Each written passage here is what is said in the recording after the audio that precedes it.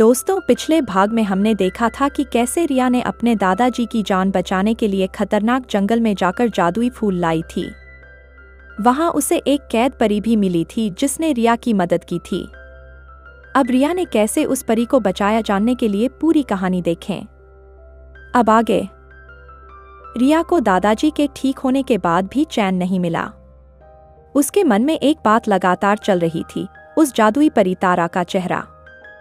तारा ने उसकी मदद की थी, लेकिन वह अभी भी उस अंधेरी गुफा में कैद थी।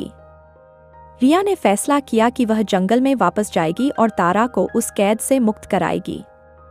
इस बार रिया पूरी तैयारी के साथ जाने का इरादा बना चुकी थी। एक शाम उसने अपने दादाजी को बताया, दादाजी, मैं फिर से जंगल जाना चाहती हूँ।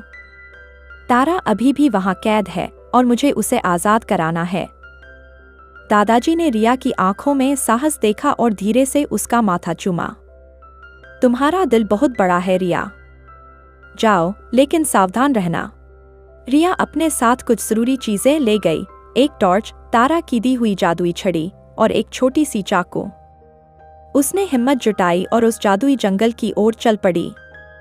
जैसे ही वह जंगल के किनारे पहुंची, उसे लगा जैसे पेड़ भी उसे पहचान रहे हैं। हर एक पत्ता, हर एक शाखा उससे बातें करने लगी। जंगल में घुसते ही उसने सुना एक हल्की सी फुसफुसाहट, वह लड़की वापस आई है। रिया ने ध्यान दिया कि इस बार जंगल पहले से भी ज्यादा रहस्यमयी लग रहा था। उसके चारों ओर कई अजीब सी चीजें हो रही थीं। पेड़ों के बीच से नीली रोशनी चमक रही थी और जमीन पर अजीब सी चमकदार लताएं चल रही थीं। रिया को पता था कि गुफा तक का रास्ता आसान नहीं होगा। वह रास्ते में एक खुले मैदान से गुजर रही थी कि अचानक जमीन से एक विशालकाय दानव प्रकट हुआ।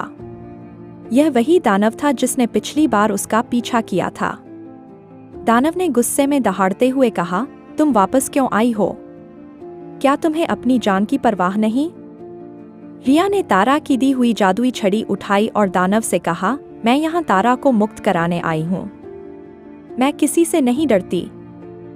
दानव ने फिर से हमला करने की कोशिश की, लेकिन रिया ने अपनी छड़ी से एक तेज रोशनी छोड़ दी, जिससे दानव पीछे हट गया। यह छड़ी तुम्हें इस बार बचा सकती है, लेकिन आगे का रास्ता तुम्हारे लिए और भी खतरनाक है। दानव गुर्राया और गायब हो गया। आगे बढ़ते हुए रिया एक जादुई नदी के पास पहुंची। नदी के पानी में नीली चमक थी और उसके किनारे पर बड़े बड़े पत्थर थे। अचानक पानी में से एक जादुई जीव प्रकट हुआ।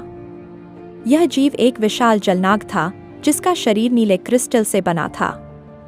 जलनाग ने रिया से कहा, अगर तुम्हें इस नदी को पार करना है तो तुम्हें मेरी पहेली का सही उत्तर देना होगा।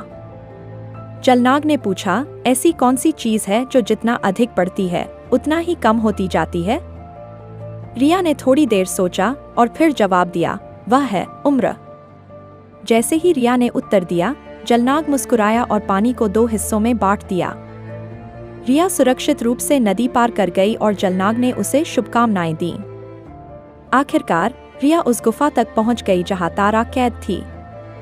गुफा के भीतर एक बड़ा जादुई ताला लगा था और चारों ओर अजीब रोशनी हो रही थी।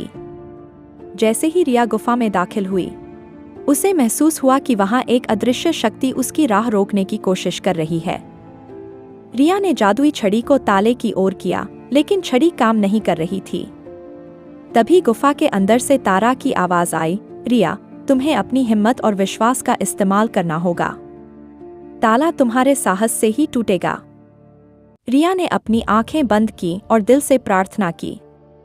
उसने अपनी हिम्मत जुटाई और ताले को हाथ से छू लिया। अचानक ताले से रोशनी निकली और वह टूट गया। तारा गुफा से बाहर निकल आई। उसकी आंखों में खुशी और कृतज्ञता के आंसू थे।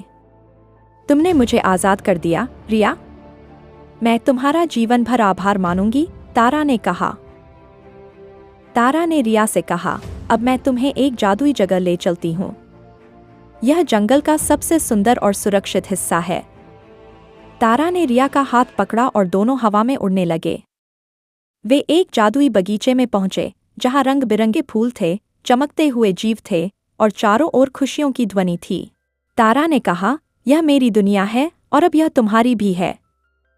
अगर तुम्हें कभी कोई भी मदद चाहिए तो इस जगह को याद रखना। तारा ने रिया को एक छोटा जादुई पेंडेंट दिया और कहा, यह तुम्हें हमेशा सुरक्षित रखेगा और मेरी याद दिलाएगा। रिया ने तारा को गले लगाया और अलविदा कहा। तारा ने अपने पंख फड़फड़ाए और हवा में गायब हो गई, लेकिन रिया को पता था कि वह हमेशा उसके साथ रहेगी। रिया ने अपने गांव लौटते समय महसूस किया कि उसने केवल तारा को ही नहीं बल्कि खुद को भी आज़ादी दिलाई है। उसने न केवल अपने दादाजी की मदद की बल्कि अपनी हिम्मत और साहस से पूरे जंगल को एक नई रोशनी दी। और इस तरह रिया की कहानी एक नई शुरुआत बन गई, एक साहसी लड़की की कहानी जिसने निडर होकर सभी बाधाओं का सामना किया और अपनी सच्ची दोस्ती निभाई। उसकी यह यात्रा जंगल की हवाओं में हमेशा के लिए गूंजती रही और रिया को सभी ने एक सच्ची योद्धा के रूप में याद किया।